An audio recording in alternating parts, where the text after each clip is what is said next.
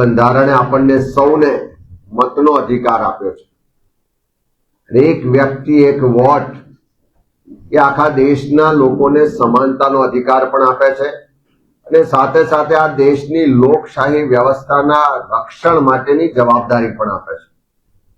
જે રીતે છેલ્લા કેટલાય વર્ષોથી ચૂંટણી પંચની તટસ્થતા, નિષ્પક્ષતા, પ્રામાણિકતા અને પારદર્શિકતા પર વખતો વખત સવાલો ઉઠતા આવ્યા છે, વખતો વખત આક્ષેપો થતા આવ્યા છે અને એના સમર્થનમાં પુરાવા પણ અનેક વખત અપાવ્યા. તેમ છતાં એની પર કોઈ ધ્યાન પણ ના આપ્યું, કોઈ કાર્યવાહી પણ ના થઈ. પણ દેશના જનનાયક આદરણીય રાહુલ ગાંધીજીએ જે આખા દેશના લોકોના મનમાં જે શંકા હતી કે આ ચૂંટણી પ્રક્રિયાઓ ન્યાયિક અને પારદર્શક રીતે નથી થતી, મતદાર યાદીમાં ક્યાંક ને ક્યાંક છેડા થઈ રહ્યા છે, ચૂંટણીઓને મેન્યુપ્યુલેટ કરવામાં આવે છે અને આખી જે લોકોના મનમાં શંકા હતી, ફરિયાદો હતી, જે આક્ષેપ હતા અને આખું ચૂંટણી પંચ અને ભારતીય જનતા પાર્ટીની સરકારનું જે વોટ ચોરીનું નેક્સસ હતું, જે ગઠબંધન હતું, એ નેક્સસને ખુલ્લું પાડવાનું કામ રાહુલ ગાંધીજીએ કર્યું.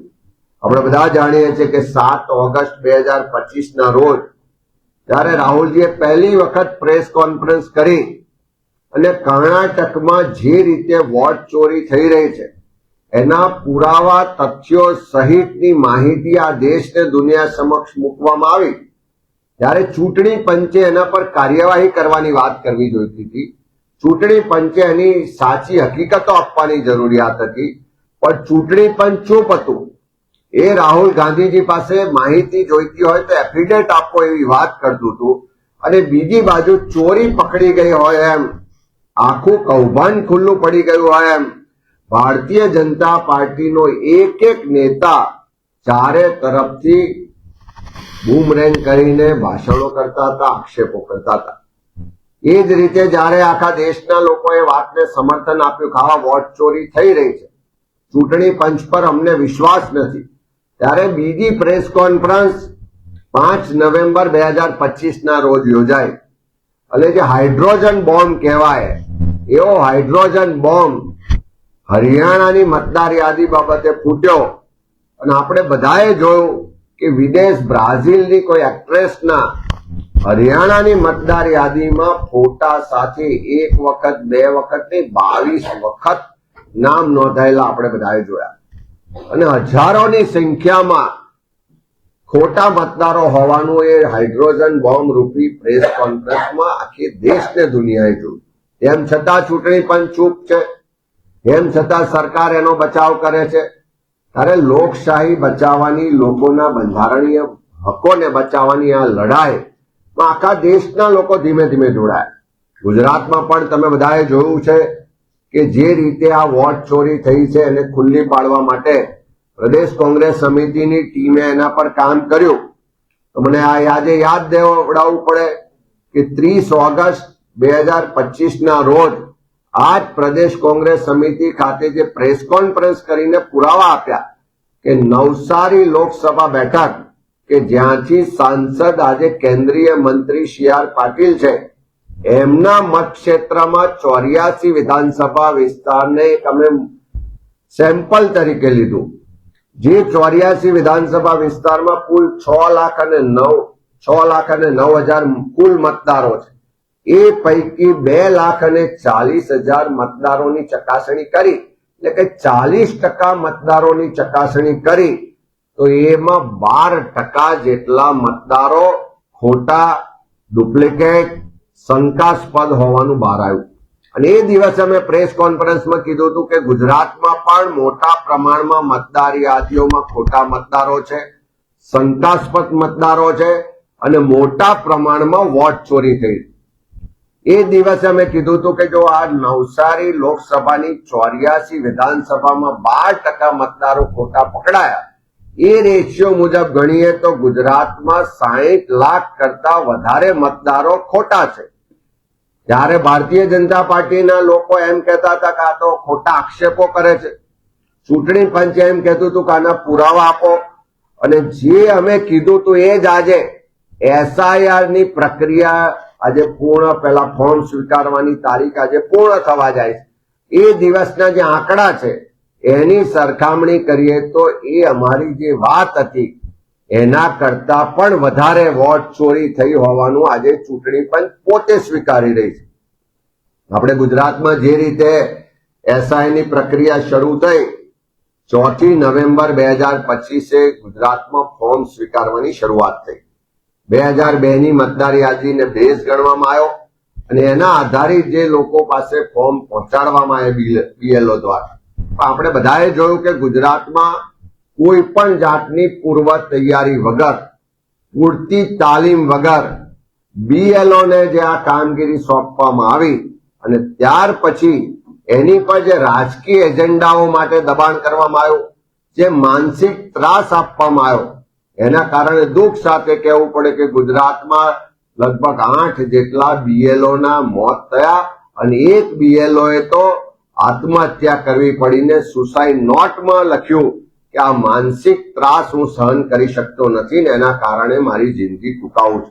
એટલે સરકાર એક તરફ SIR ની પ્રક્રિયાના નામે જે માનસિક ત્રાસ આપ્યો એમાં 9 જેટલા લોકોએ જીવ ગુમાવવા પડ્યા.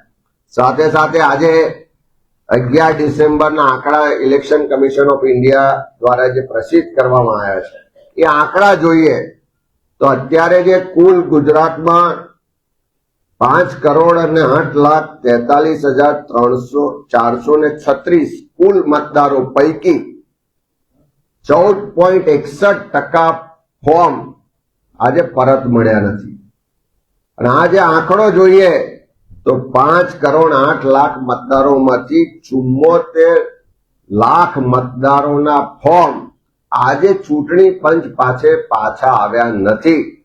અને એમણે જે બ્રેકઅપ આપ્યું છે એનું કે આ પૈકી 18,03,050 મતદારો મૃતક છે, એટલે મૃત્યુ પામેલા છે, ઓળખ ના થઈ શકી હોય, એટલે ખબર નથી કે કોણ મતદાર છે, એનો કોઈ અતો પતો નથી મળતો. એવા 10,10,243 મતદારો છે. સાથે સાથે કાયમી સ્થળાંતર થઈ ગયા હોય એવા 40,37,187 મતદારો છે. આ ત્રણેયનો સરવાળો કરીએ તો ફોર્મ નથી આવ્યા એવા શંકાના દાયરામાં હોય, ખોટા હોય, મૃત્યુ પામેલા હોય એવા કુલ મતદારો ગણીએ તો 74,29,285 મતદારો આજની તારીખે ચૂંટણી પંચ પોતે સ્વીકારે છે કે આ મતદારો ત્યાં હયાત નથી. એનો સ્પષ્ટ મતલબ છે, અમે તો કહેતા હતા 12% રેશિયોમાં વોટ ચોરી થાય, પણ આજે ચૂંટણી પંચે સ્વીકાર્યું છે કે 14.61% મતદારોનો અતોપતો નથી. એટલે આ જ રીતે જો જોઈએ તો 2002 થી અત્યાર સુધી જેટલી પણ ચૂંટણીઓ થઈ, આ 14% રેશિયોએ વોટ ચોરી ગુજરાતમાં થઈ રહી હતી. આટલા બધા મૃતક હોય, આટલા બધા આઈડેન્ટિફાઈડ ના થયેલા મતદારો હોય, આટલા બધા સ્થળાંતર થયેલા મતદારો હોય, એમ છતાં અત્યાર સુધી આ મતદાર યાદીમાં નામો ચાલ્યા, અત્યાર સુધી આ નામો પર ખોટા વોટ નખાયા, અત્યાર સુધી આ વોટોની ચોરી થઈ. એક વ્યક્તિ એક વોટનો બંધારણનો અધિકાર છે, એના બદલે એક વ્યક્તિ અનેક વોટ, એ રીતે ગુજરાતમાં ચૂંટણી પંચની મદદથી આ ભારતીય જનતા પાર્ટીની સરકારે આટલા વર્ષો સુધી વોટ ચોરી કરી અને ચૂંટણીઓમાં એનો ફાયદો લીધોનું સ્પષ્ટ આજે પુરાવા ચૂંટણી પંચ આપી રહ્યું છે. હજુ પણ અમારી સરકાર પાસે, ચૂંટણી પંચ પાસે માગણી છે કે હજુ તો તમે જે આંકડા આપ્યા છે એનાથી અનેક ગણી વધારે વોટ ચોરી આજે પણ આ મતદાર યાદીઓમાં છે. અમે પહેલા ચૂંટણી પંચને લેખિતમાં રજૂઆત કરી છે કે સેંકડો ની સંખ્યામાં ડુપ્લિકેટ મતદારો છે કે ગુજરાતમાં જ એક વિસ્તારમાંથી બીજા વિસ્તારમાં રહેતા હોય ને બંને જગ્યામાં એના મતો આજે પણ છે. સૌરાષ્ટ્રથી કોઈ સુરત રહેવા ગયું હોય તો એના મત સૌરાષ્ટ્રમાં પણ છે, સુરતમાં પણ છે, એવું આખા ગુજરાતમાં છે. બીજા રાજ્યોના રહેવાસીઓના મત એના રાજ્યમાં પણ છે અને ગુજરાતમાં પણ છે. આટલી ટેકનોલોજીના યુગમાં સરકાર પાસે, ચૂંટણી પંચ પાસે ડુપ્લિકેટ મતદારો શોધવાનું કોઈ સોફ્ટવેર નથી. કાં તો એ તમારી પાસે વ્યવસ્થા છે, તમે પબ્લિકલી એને જાહેર કરવા નથી માંગતા. ત્યારે હજુ પણ અમારી માંગણી છે કે આ SIR ની ડ્રાફ્ટ યાદી જાહેર થાય એ પહેલા ગુજરાતમાં જેટલા ડુપ્લિકેટ વોટર્સ છે એ ડુપ્લિકેટ વોટર્સને શોધી કાઢવામાં આવે, એની યાદી પ્રસિદ્ધ કરવામાં આવે અને 2 જગ્યાએ મત હોય તો 1 જગ્યાએથી એનો મત કમી કરવામાં આવે તો હજુ પણ બીજા લાખોની સંખ્યામાં વોટ ચોરી જે થઈ રહી છે એ ઉજાગર થશે. સાથે સાથે આખી પ્રક્રિયામાં અનેક જગ્યાએ એવું છે કે જે લોકો વિદેશમાં વસવાટ કરે છે, વર્ષોથી વસવાટ કરે છે, વિદેશની નાગરિકતા સ્વીકારી લીધી છે, એવા લોકોના મતો પણ આજે મતદાર યાદીમાં છે. એ એમની અહીંયા હયાતી નથી, એમણે જાતે ફોર્મ ભર્યું નથી, એની સહી નથી, પણ એમના નામે બારોબાર કોઈ બીજાએ ફોર્મો પર સહીઓ કરીને ચૂંટણી પંચમાં BLO ને જમા કરાવ્યા છે. એની પણ તપાસ થવી જોઈએ અને જે લોકો ભારતમાં વસવાટ નથી કરતા એવા વિદેશી લોકોના મતો પણ આ યાદીમાં હોય તો તાત્કાલિક એને ડ્રાફ્ટ યાદી પહેલા કમી કરવા જોઈએ એવી માંગણી પણ કરીએ છીએ. ગઈકાલે આપણે જોયું હશે કે દેશની પાર્લામેન્ટમાં પણ આ ચૂંટણી પંચની પારદર્શકતા પર, ચૂંટણી પ્રક્રિયા પર જે લોકોના મનમાં શંકા છે, જે ફરિયાદો છે, જે આક્ષેપ છે, જે પુરાવા છે, એને લઈને ખૂબ વિસ્તૃત ચર્ચા થઈ. આજે રાહુલજી સહિત દેશના નેતૃત્વએ એ બધા જ મુદ્દાઓ પાર્લામેન્ટમાં ઉઠાયા, પણ એનો કોઈ સંતોષકારક જવાબ આ ભારતીય જનતા પાર્ટીની સરકાર પણ આપી શકી નહીં. ત્યારે આજે ગુજરાત અને દેશના લોકો પૂછે છે સરકારને, ચૂંટણી પંચને કે શું કામ આ પારદર્શકતા નથી? આ નેક્સસ ચાલે છે વોટ ચોરીનું, જે અનૈતિક ગઠબંધન ચૂંટણી પંચ અને ભારતીય જનતા પાર્ટીનું જે ખુલ્લું પડી રહ્યું છે. જનતા પૂછી રહી છે કે જ્યારે જે ચૂંટણી કમિશનરો છે, ચૂંટણી આયુક્તોની નિયુક્તિ કરવાની હોય ત્યારે વર્ષોથી સિસ્ટમ હતી કે ચીફ જસ્ટિસ ઓફ ઇન્ડિયા એમાં એક પેનલના વ્યક્તિ તરીકે હોય, જેથી કરીને કોઈ પક્ષાપક્ષીને બદલે તટસ્થતાથી, ન્યાયિક પ્રક્રિયાથી એક ચૂંટણી કમિશનરની, મુખ્ય ચૂંટણી કમિશનરની નિયુક્તિઓ થાય. એને પેનલમાંથી હટાવી દીધા આ સરકારે. તો શું કામ હટાય પ્રશ્ન દેશની જનતા પૂછે છે. 2024ની ચૂંટણી પહેલા ઇલેક્શન કમિશન ઓફ ઇન્ડિયાને એટલા બધા કાયદાકીય રીતે રક્ષણ આપ્યા કે કંઈ પણ ખોટું કરે તો એની સામે કોર્ટોમાં ના જઈ શકાય, કંઈ પણ ખોટું કરે તો એના જે અધિકારીઓ છે, કમિશનરો છે, એની સામે કાયદાકીય પ્રક્રિયા રોકી શકાય, એવું જે રક્ષણ આપવામાં આવ્યું છે. શું કામ રક્ષણ આપવામાં આવ્યું છે? દેશની જનતાના ટેક્સના પૈસાથી પગાર લે છે, દેશની જનતાને જવાબદેહી વ્યવસ્થા છે, તો એની પણ આવું જે રક્ષણ છે એ શું કામ આપ્યું છે એની હટાવવાની પણ માંગણી કરે છે. ઇલેક્શન પારદર્શક રીતે થાય, ક્યાંય ખોટું નથી થતું, તો દરેક જગ્યાએ ઇલેક્શનની પ્રક્રિયા દરમિયાન વેબકાસ્ટિંગ કરવામાં આવે છે, સીસીટીવી કેમેરા મૂકવામાં આવે છે. પણ જ્યારે તમે સીસીટીવી કેમેરાના ફૂટેજ માંગો તો ચૂંટણી પંચ એમ કહે છે કે અમે તો ડિલીટ કરી દીધા. તો શું કામ ડિલીટ કરવામાં આવે છે પ્રશ્ન પણ આજે દેશની જનતા પૂછી રહી છે.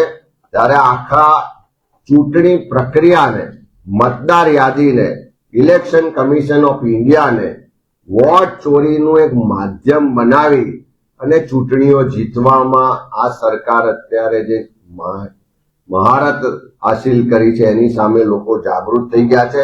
અને આપણે બધા જાણીએ છીએ કે આખી દેશમાં લોકશાહી બચાવવા માટે, મતના જે સંવિધાનિક અધિકાર મળ્યા છે એની રક્ષા માટે વોટ રક્ષક તરીકે આખા દેશમાં લોકો રસ્તા પર ઉતર્યા.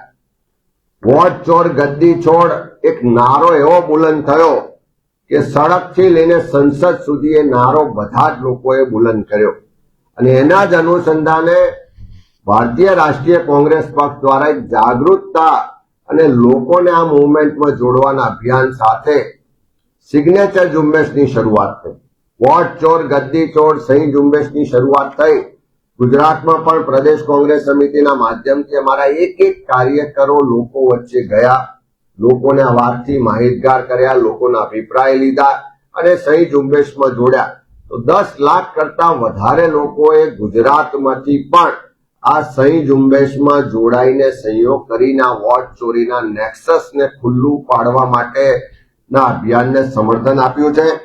સાથે સાથે આખા દેશમાંથી પણ આ લોકશાહી બચાવવાની, સંવિધાનિક અધિકારોની રક્ષા માટેની પ્રમાણિકતા અને પારદર્શકતાથી ચૂંટણી પ્રક્રિયા થાય એ માટેની ઝુંબેશના સ્વરૂપમાં સહીઓ કરીને મોકલી કરોડોની સંખ્યામાં સહીઓ આખા દેશમાંથી દિલ્હી ખાતે, આઈસીસી ખાતે એકત્રિત થઈ છે. અને આ તમામ સહીઓને લઈ, કારણ કે ચૂંટણી પંચ જ્યારે રાહુલજી આ નેક્સસને ખુલ્લું પાડ્યું ત્યારે એમની પાસે પુરાવા, એફિડેવિટ માંગતા.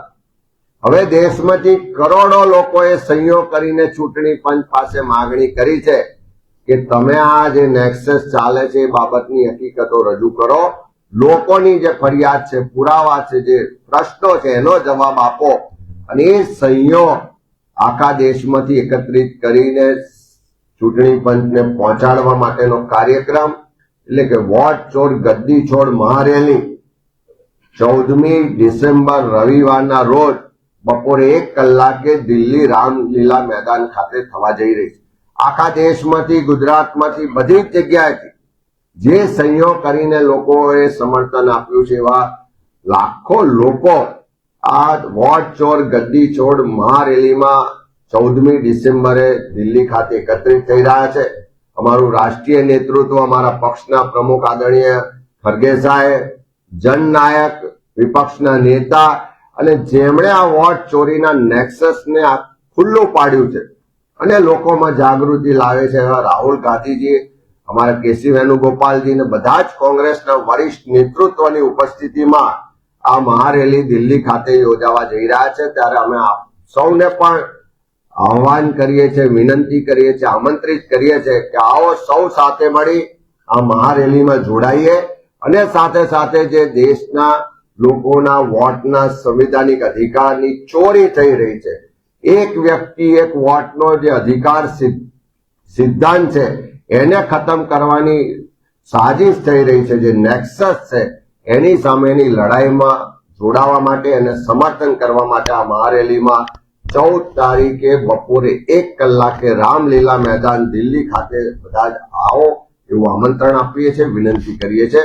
વોટ ચોરોને ખુલ્લા પાડીશું અને ગાદી છોડવા માટે ગુજરાત અને દેશની જનતા મજબૂર કરશે એ સંકલ્પ સાથે અમે આ લડાઈ લડવા નીકળ્યા છે અને આગળ વધીશું. ખૂબ ખૂબ આભાર.